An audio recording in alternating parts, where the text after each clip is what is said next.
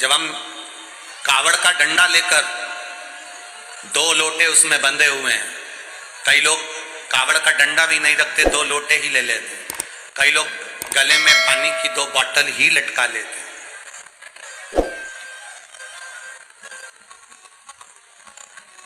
शिव जी को जल चढ़ाया, एक कलश का जल शंकर जी को चढ़ाकर दूसरे कलश का जल थोड़ा चढ़ाकर उसमें से जल बचाकर लाकर शिव का चढ़ा हुआ जल दूसरे वाला पात्र जो खाली करा है उसमें झेल कर लाकर हम जिस स्थान पर अपना घर है, जिस घर के अंदर जो पानी का हंडा है, मटका है, परिंडा है, अब आपकी भाषा में आप क्या बोलते हो छत्तीसगढ़ में, जहां पानी भरते हो रसोई घर में, हंडा भरते हो, मटका भरते हो, पानी की बाल्टी, हंडा, जहां रसोई घर के अंदर पीने का पानी रखते हो, उस स्थान पर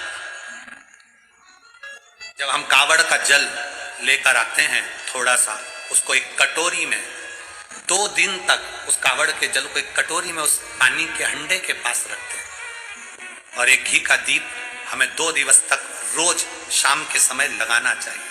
क्यों?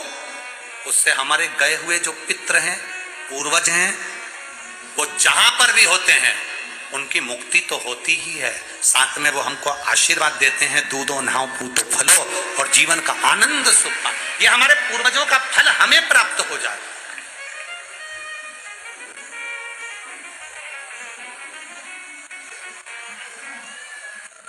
आप लेकर तो जा रहे हो कावड़, हमने कहा था कि कावड़ अगर जिसकी संतान भी नहीं होती ना, वो झोली में थोड़ा सा चावल का दाना, भले 4 दाना डाले, 8 दाना डाले, 10 दाना डाले, उसकी झोली में पड़ा रहना चाहिए कावड़ ले जाते समय पड़ा।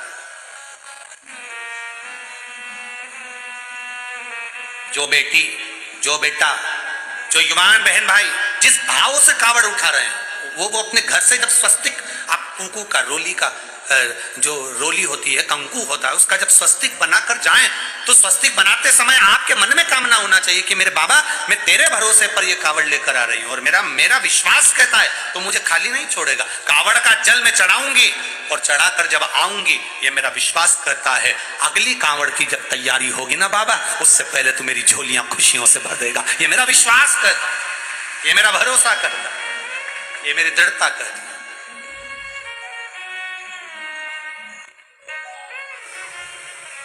एक भक्त भजन करने वाला, स्मरण करने वाला, वो कहते हैं, शिव महापुराण की कथा कहती है, एक कदम भी चलकर जो कावड़ उठाकर चलता है, कावड़ को भूमि पर नहीं रखा जाता, कावड़ को जमीन पर नहीं रखा जाता। अगर आप विराम कर रहे हैं, कहीं विश्राम भी कर रहे हैं, तो कावड़ को ऊंचे स्थान पर रखा जाता। कावड़ को कोई जीव, जंतु, जानवर मुख न लगाए, वो कावड़ का स्मरण होता।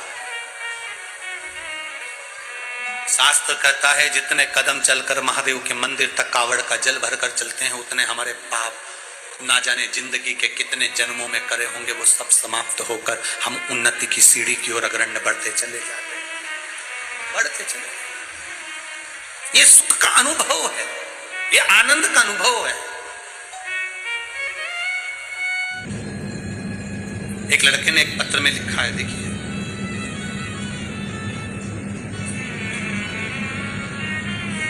पहले तो एक किसी ने पत्र लिखा है, गुरुजी मेरा नाम संजय केसरवानी है, मैं तिल्दा निवासी हूँ। कहीं बैठे हैं केसरवानी जी? कहीं बैठे हो तो हाथ हिला सकते हैं। गुरुजी मेरा नाम संजय केसरवानी है, मैं तिल्दा निवासी हूँ, मेरा फ़ोन नंबर ये है।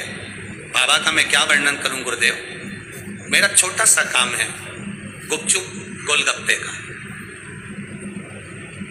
पानी पतासे का मैं ठेला लगाता हूँ, गोलगप्पे का ठेला लगाता हूँ। परिस्थिति ऐसी नहीं है गुरुदेव, बहुत संघर्ष का जीवन जिया, पर मैं बस इतना कहना चाहता हूं कि मेरे बाबा ने जो हाथ पकड़ा, मैं उसका बताना चाहता हूं आपको। पानी पूरी का ठेला लगाता हूं, गोलगप्पे का ठेला लगाता हूं, जो मिल जाता है उसमें अपने परिवार का गुजारा करता हूं।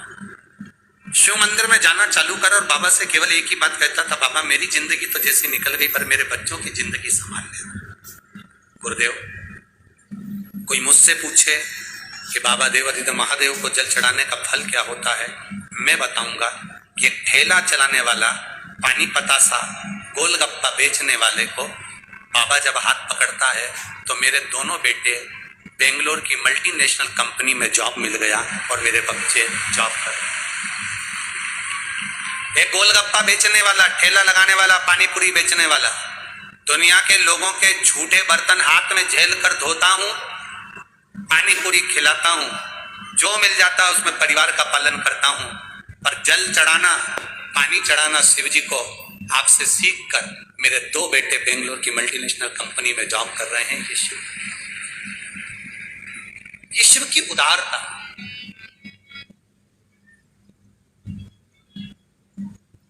एक लाइन बड़ी अच्छी लिखी है,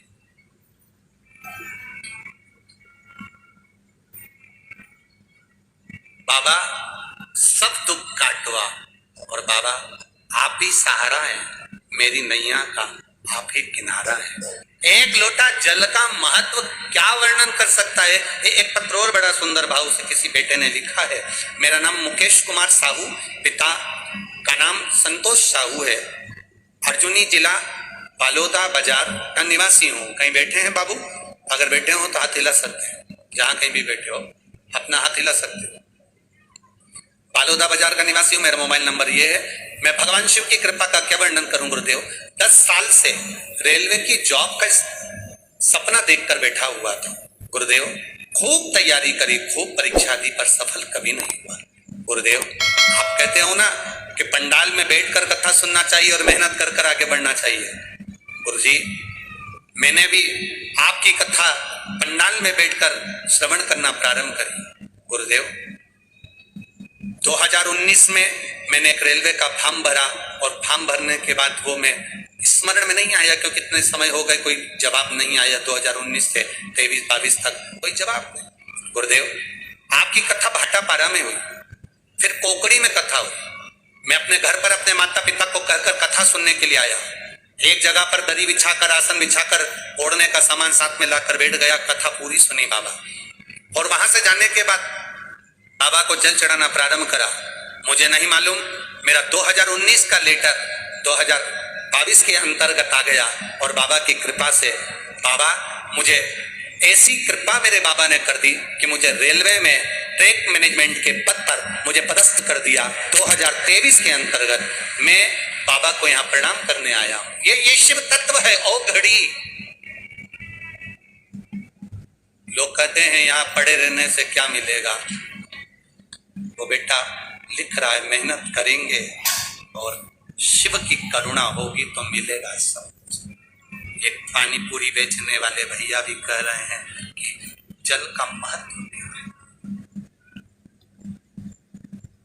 आज छोटे से छोटा व्यापारी भी अगर शंकर को जल चढ़ा रहा है ना, उसको किसी के दरवाजे पर भीख मांगने की जरूरत नहीं पड़ेगी, बाबा उसका हाथ पकड़कर। आपने जिस साल से कथा सुनना चालू करी है, यहाँ जितने बैठे हो आपने 19 से सुनी, 18 से सुनी, 16 से सुनी, 15 से सुनी, 17 से सुनी, 2022 में सुनी, 20 में सुनी, 21 में सुनी। जिसने जितने साल से कथा सुनना चालू करी है वो अपने हृदय में अंदाजा लगाकर बैठना कि जिस साल से तुम कथा सुन रहे हो उसके पहले के साल निकालो कि कितनी तकलीफ में जिंदगी जीते थे, और कथा सुनने के बाद के साल निकालना कि वो कब पेट भर कर चले जाता है, दुख आता है और कब मिट जाता है। पता ही गला पकड़ रहा है, पता ही नहीं पड़ पाता है, ये अंदाजा नहीं लग पाता, ये स्मरण नहीं हो पाता। जरा विचार करिएगा अपने भीतर।